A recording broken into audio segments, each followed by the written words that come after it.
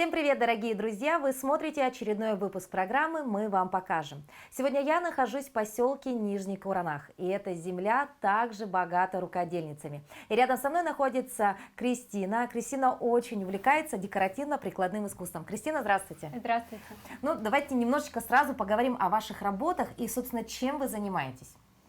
Вообще с детства увлекаюсь различным декоративно-прикладным искусством и бисероплетением, и люблю шить из фетра.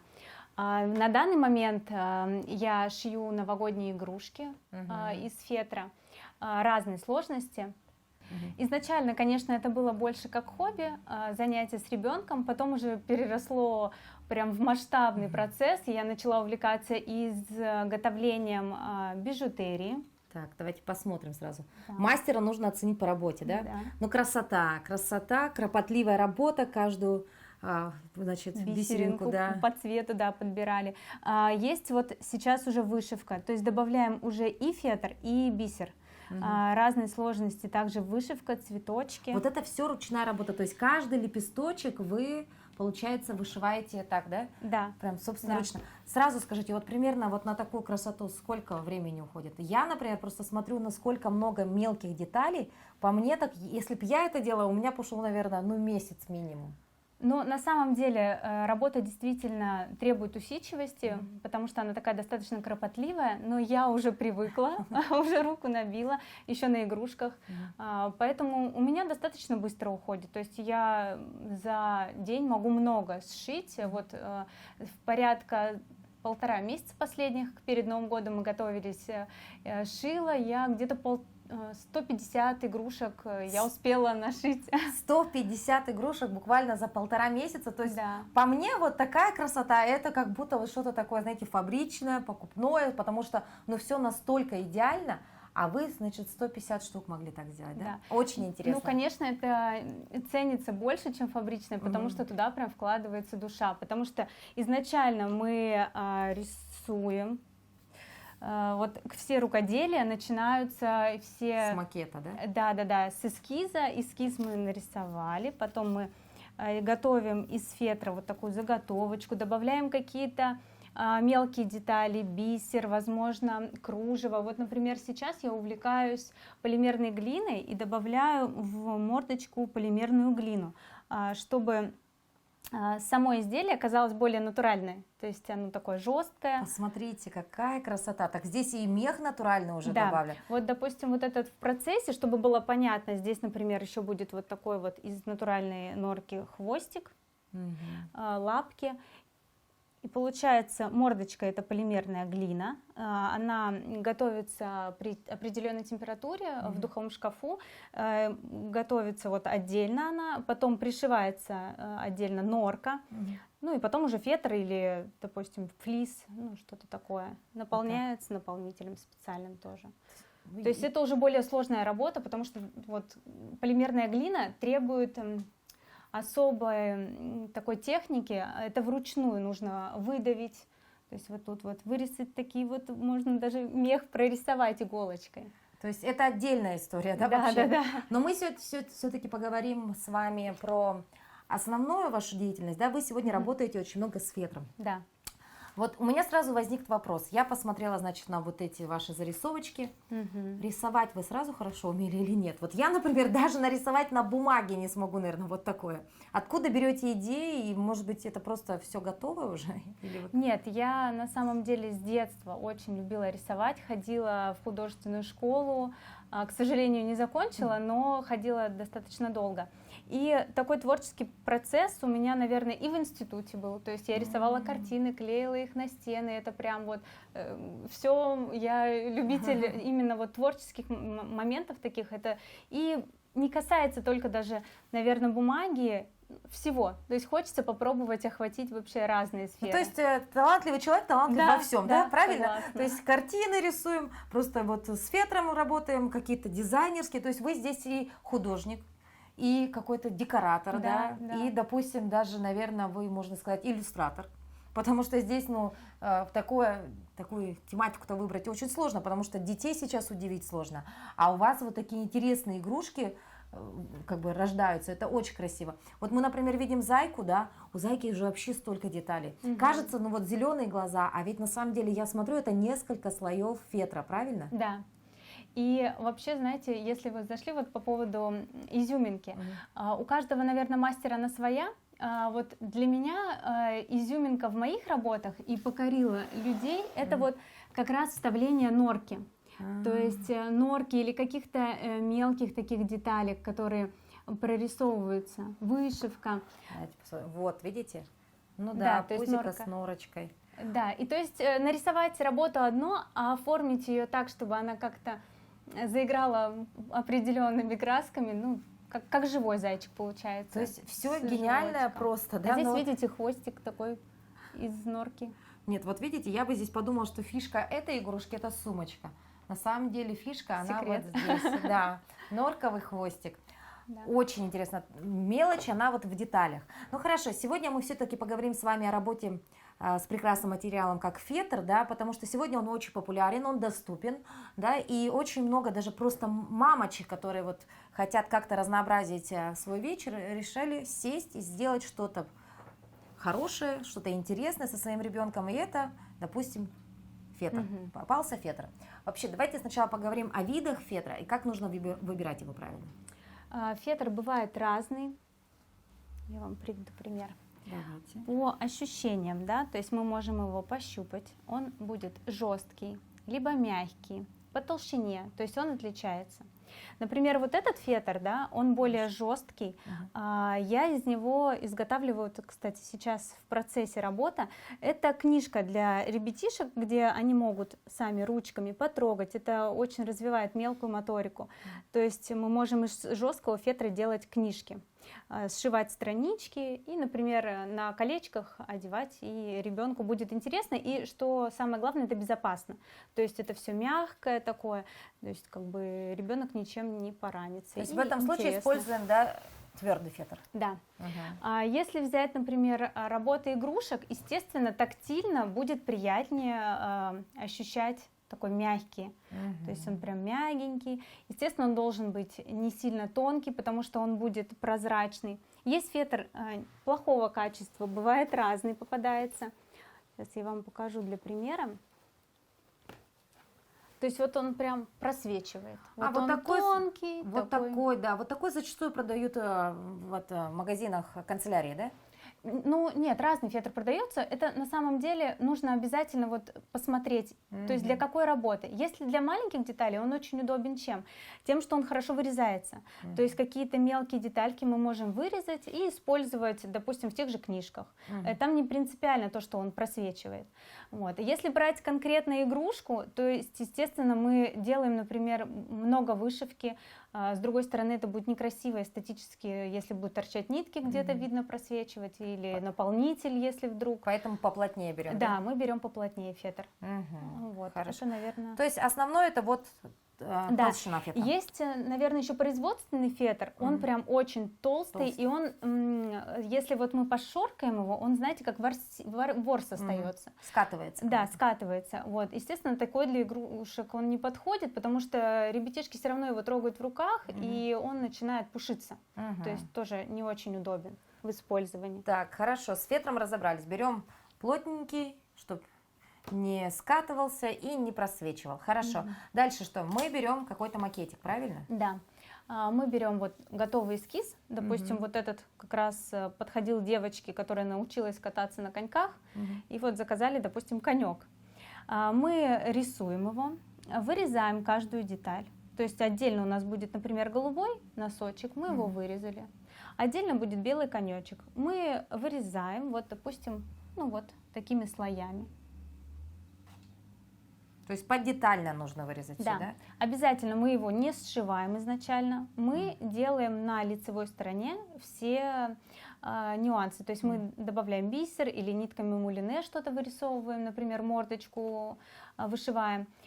Потом уже, после того, как мы сделали красиво вышивку, ну вот, допустим, взять вот такого ежика, да, то есть мы сделали вышивку, мордочку, пришили ее к лицевой стороне. Потом мы уже наполняем и вокруг обшиваем.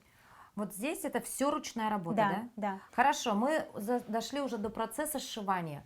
Вот что касаемо иголок, в этом искусстве принципиально важна, какая иголка у тебя есть? Да, это очень важно, потому что, естественно, любая иголка, ну, может казаться, что подойдет любая, но нет.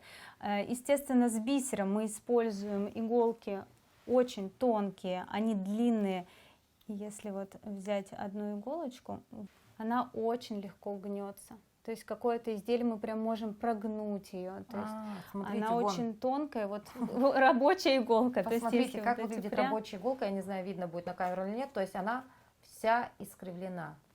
Но в этом и плюс. Есть специальные иголки для меха. То есть я работаю с норкой непосредственно, с натуральным материалом.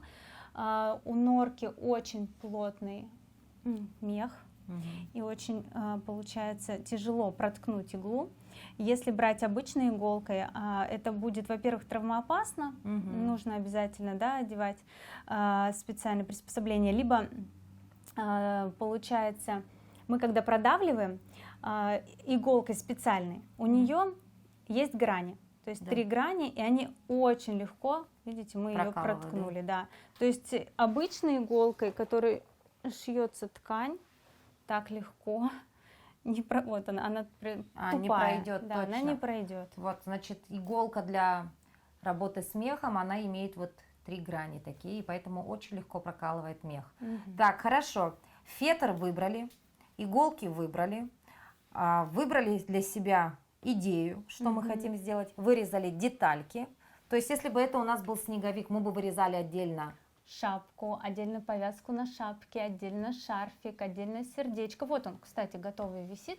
Вы можете посмотреть. Отдельно носик оранжевым фетром. То есть каждую деталь, внизу вышивка, это тоже делается вручную, вышивается отдельно.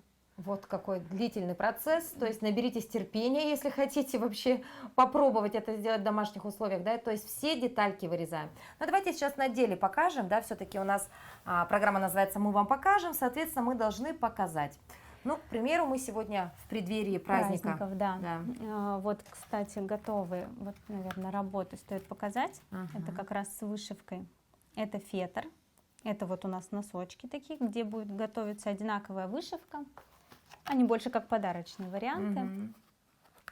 И мы с вами, раз уже тема новогодних игрушек не так актуальна, мы с вами к 14 февраля подготовим вот такое вот сердечко замечательное. Хорошо, это очень, в принципе, несложно, мне кажется. Да, не трудоемко и по времени. То есть, если игрушка занимает очень много времени, даже начиная с эскиза, нужно проработать каждую деталь, придумать ее в голове, то сердечко, конечно, вот готово, я специально подготовила несколько вариантов, которые мы можем с вами опробовать. Хорошо. Итак, ну здесь за основу мы взяли простое сердечко, да? Да, потому что самый такой символ 14 февраля, День всех влюбленных. А почему вы используете именно такие нити, а мулины, не простые? Они очень, во-первых, наверное, они плотные, не так рвутся. И у них очень красивая цветовая гамма. И, в принципе, мулине для вышивки, наверное, самый оптимальный вариант. Естественно, мулине идет нитка толстая, вот поэтому сейчас как раз я брала, да, разделила. Вот вам, допустим, это мне, да? Да. А не принципиально, да, важно, 2 у меня ниточки или 1? По толщине. То есть, если вы хотите толстый рисуночек, да, и у вас изделие, например, крупное, конечно, есть такая вот вещь. Мы вставляем ее. Оп, и вот сюда. Проще попасть. Оп, и... Ой, теперь я поняла, что это обычно бывает в наборах для иголок. Я всегда думала, что это такое. Я почему-то думала, что это для того, чтобы иголки точить. На самом деле, вы представляете, вот наконец-то, прожив долгую жизнь, открытие, это для того, чтобы продевать ниточку в ушко. Вот так вот. Секрет. Да, век живи, век учись. Мы в 2 слоя, вот так, да, или в 1? Мы делаем с одного края узелочек. Да, давайте мы с вами будем вышивать раз к празднику цветочек. Возьмем, да, 1, то есть у нас получается лицевой слой, протыкаем. Так. Хорошо. до конца. Протыкаем рядышком. Получается, вот такую прямую линию мы с вами сделали. Ага. Прямую сделали. Вверх. Мгм. Теперь, получается, снизу протыкаем рядышком в эту же, ну вот рядышком прям дырочку, Мгм. не принципиально. Так. Пойдет как будто солнышко. Вот сюда лучик. А расстояние Ну, принципиально? вот примерно такое, чтобы вам понятно было. Сейчас я, знаете, как сделаю? Даже доделаю, чтобы вам видно было. То есть это как будто снежиночку мы шьем. Мгм. Вот так. Сейчас я дошью и покажу вам. Там на самом деле не сильно принципиально, но вот чтобы получилось как будто снежиночка. Так, а у меня почему-то нитка тонкая, потому что я в один слой сделала, да? Это тоже не принципиально, ее не будет видно, вы сейчас увидите. Вот такая вот у нас снежиночка получилась. Пятиконечная? Да. Так, значит, мне надо куда-то сюда сворачивать. Мгм. Так, чуть подальше. Так. И сюда. Мгм. А у вас, получается, очень часто бывают районные здесь фестивали, да, декоративно-прикладного искусства? Да, вот как Курнахи. раз любовь моя проявилась изначально к бисероплетению. Это я участвовала, сейчас вам скажу, у нас был такой вот конкурс «Кладовая мастеровых». Мгм. Это было к национальному празднику. Мгм. И я подавала на участие в конкурсе. Это изготовление из бисера. Это была икона. Мгм. Икону именную я вышивала и освещала ее в храме. Мгм. Получается, меня это так увлекло, я очень много икон вышивала, и потом вот уже перешло, наверное, на какое-то изготовление брошек, сережек, колечек. Мгм. Так, сделали мы, да? Сделали, да. Мы убираем иголочку эту и с вами берем другой цвет. Мгм. Так, у нас, наверное, видно, ваш цвет не будет. Мы вам сделаем другой оттенок. Желтенький давайте возьмем. Мгм. В общем, таким образом мы вышиваем цветочки. Да, Мгм. это на самом деле очень простой способ, но очень красивый. То есть, по сути, не надо быть, знаете, прям очень опытным человеком, да, и владеть определенными навыками, да. Все можно, так, знаете, ну, вырезать сердечко может, наверное, каждый, да. Да, то есть смотря в зависимости от сложности работы, если, конечно, это игрушка, то есть тут достаточно трудоемкий именно процесс рисунка, то есть мы рисуем, для этого нужно все-таки, наверное, какой-то Мгм. творческий подход. А в целом, я думаю, что если работа вот по вышиванию, я думаю, что здесь не нужно сильно много какого-то мастерства. Да, Ага. тут достаточно действительно вот набить руку. Мгм. Так, получается, мы вот рядышком делаем прокол. Так, Туда же по центру. да, вот здесь, без разницы Мгм. где. И начинаем по кругу продевать иголочку. В одну мы сверху, а другую снизу. Одну сверху оставляем, а следующую снизу. Чередуем как бы. Так, одну Давайте я сверху, скажу. правильно? Вот эту у вас сверху, это снизу. Все правильно, да. Так. Раз вы здесь снизу, эту оставляете сверху. Через раз получается мы продеваем по кругу. По нашим цветочкам. Да, по нашему цветочку. Что-то не так, да? Нет, все нормально. Вот у нас сверху на иголочке, это снизу. Теперь это сверху остается. Все понятно по кругу. Вот так Да, вот. То есть у нас как 5. будто плетем паутинку. Да. То есть вверх, вниз. Одна сверху проходит, другая снизу. Одна сверху, Да. другая снизу. Вот если. И вырисовывается же уже наш цветочек. Да, Всё. это у нас получается такая розочка получится красивая. Да. То есть если готовую работу смотреть, вот получается вот такая розочка. Мгм. у нас получится. Вот, теперь я поняла, что мы сейчас делаем. А еще для, допустим, ваших игрушек вы какие используете? Бисер, да, часто еще что? Да, возможно, пайетки, бисер. То есть вообще можно настолько разнообразить свою работу и материалом, и добавить какие-то бусинки. Вот здесь я полимерную глину добавила, да, то есть это насколько хватает фантазии у мастера. Норку добавила, то есть... Но все равно основа основ это фетр, правильно? Да, вот у меня как-то любовь к нему. Конечно, можно делать игрушки из ткани, но мне вот почему-то приглянулся именно фетр. Во-первых, с ним очень легко работать.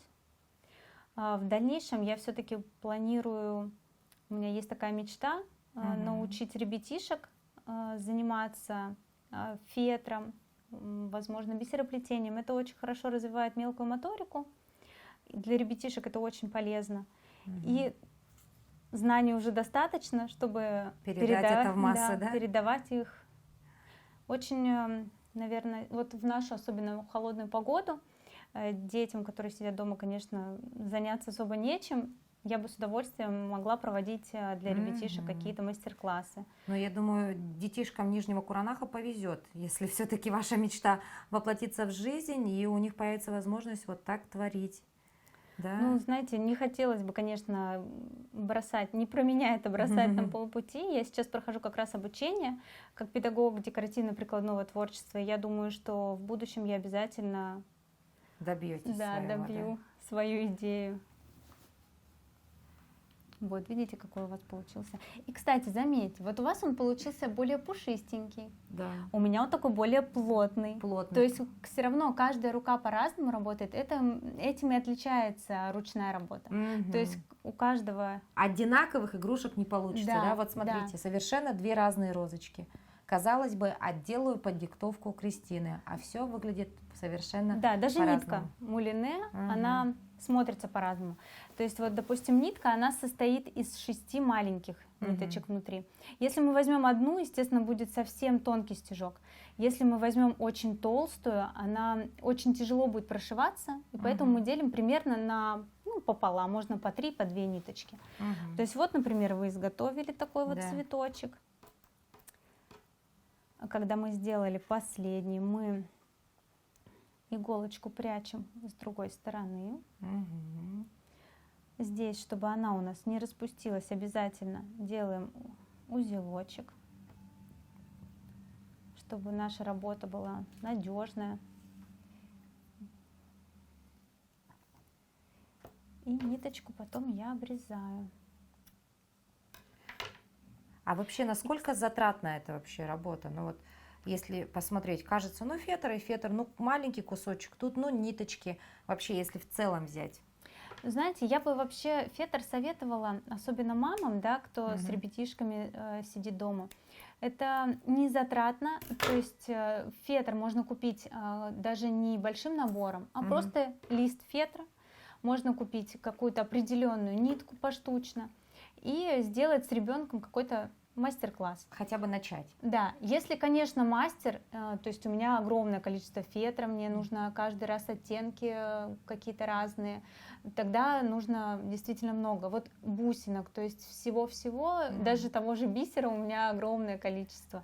Поэтому я стараюсь расширять, чтобы можно было везде его добавить различные варианты, чтобы не повторялось, все равно хочется что-то индивидуальное. Ну и, наверное, по всем подружкам и по всем друзьям собираете лоскуточки, да? Вот здесь нужно... Ну да, какие-то детали, да? Детальки маленькие. То есть вроде бы мелочь, но, наверное, тоже где-то ее приметили, забрали и вот сделали. То есть, наверное, у вас все уходит в творчество, ничего не утилизируется. Да, даже мое увлечение полимерной глиной сейчас, да, вот добавляю я к игрушкам, это вообще из набора просто случайно подаренного ребенку, там магнитики какие-то, то есть мы все в производство. Все производство. Да. Ну и это приносит результат. Да, получается, вот мы когда с вами доделаем такой цветочек, у нас с вами есть еще зеленая ниточка, мы возьмем ее. На самом деле все творческие такие процессы, они достаточно сильно успокаивают, расслабляют. То есть я прям получаю удовольствие. Почему говорят, что с душой работа сделана? Потому что ты вкладываешь туда свою энергетику. Так, мы вот, например, у нас есть зеленый такой. Да, лучик. вот у меня тоже есть. Да. Ну, к примеру, вы его поведете, вот надо придумать. То есть если вы вот сюда приведете, здесь у вас краешек, поэтому вам, например, можно от этого лучика вот сюда пойти вниз.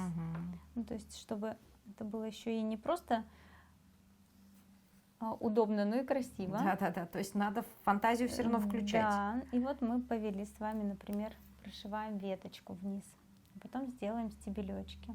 Просто стежками? Да, веточку просто стежками, а листики уже потом будем по-другому. То есть есть разные способы. Есть стежок обратный, есть, ну то есть можно цветочек вышить совершенно разными способами. Допустим, вот в этой работе, естественно, не подойдет такая техника, как здесь цветочек. То есть они совершенно разные, вышивка идут. Ну, у вас красиво. Но это с опытом. Конечно, если бы это делали часами, думаю, у вас было бы тоже стежочек к стежочку.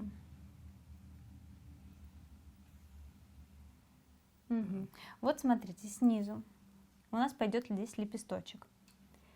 Мы достаем иголочку, прокалываем ее рядышком, тянем, но не до конца. Вот дотянули, приложили, как бы мы хотели, чтобы наш листочек выглядел. Ну, например, вот так.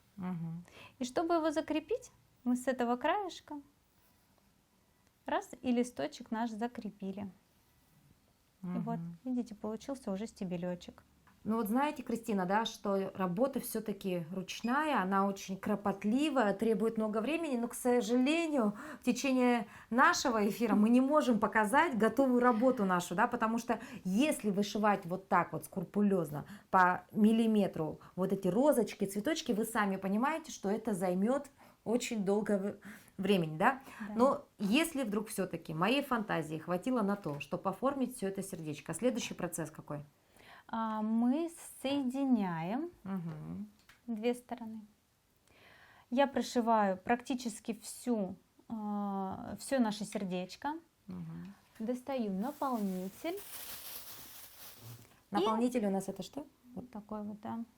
Наполняем мы изготовление. Это можно купить, в общем-то, в любом швейном магазине. Он наполняется обычные игрушки. То есть обшиваем края и да, заполняем. И у нас получается вот, как вариант, готовое сердечко. То есть, естественно, лицевая сторона у нас должна быть расшита изначально, потому что, чтобы не было видно на этой стороне каких-то некрасивых нюансов. Ну, то есть вот вам варианты идеи, да, подарка на 14 февраля, либо на 8 марта, либо просто идея для проведения прекрасного вечера в кругу близких друзей. Я вам подскажу, это может быть подушка для иголок, может быть ароматизатор можно туда добавить. То есть это можно сделать как изделие, например, в шкаф положить. Типа саше, да? Смотрите, точно. То есть для кого-то это подушечка для иголок, для кого-то саше. Что еще можно здесь? Фантазия, я думаю, безграничная. Да. Новогодняя игрушка, почему бы нет, да? Возможно, можно брелок для ребенка. Точно, брелок. Ну, то есть, посмотрите, сколько идей. А главное проявить фантазию. Ну что, спасибо большое, Кристина, что значит, окунули нас вообще в мир фетра, потому что для меня это был вот просто некий такой, знаете, элемент школьной программы, когда говорят, вырежи, приклей и все. А посмотрите, сколько красоты можно из него сделать. Главное, было бы желание, правильно? Да. Мы вас благодарим, спасибо вам большое. Ну а если вы, дорогие друзья, желаете научиться подобным прекрасным вещам, то достаточно пересмотреть наш выпуск эфира, либо посмотреть мастер-классы Кристины, и я думаю, вы обязательно найдете в нем что-то свое. Спасибо большое еще раз, а мы увидимся с вами совсем скоро. До новых встреч!